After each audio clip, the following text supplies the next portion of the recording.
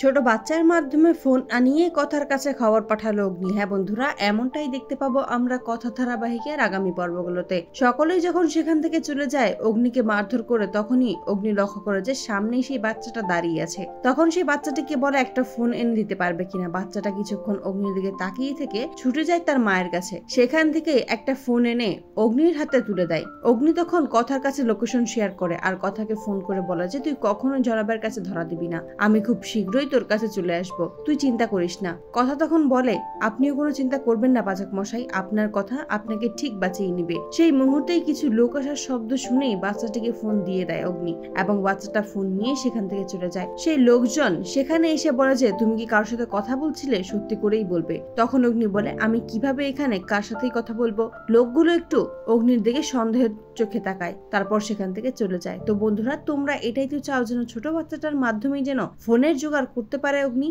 এবং কথাকে যেন খবর পাঠাতে পারে। কমেন্টে জানাও। আর নিয়মিত আপডেট পেতে আমাদের চ্যানেলটি এক্ষুনি সাবস্ক্রাইব করে পাশে থাকো। ধন্যবাদ।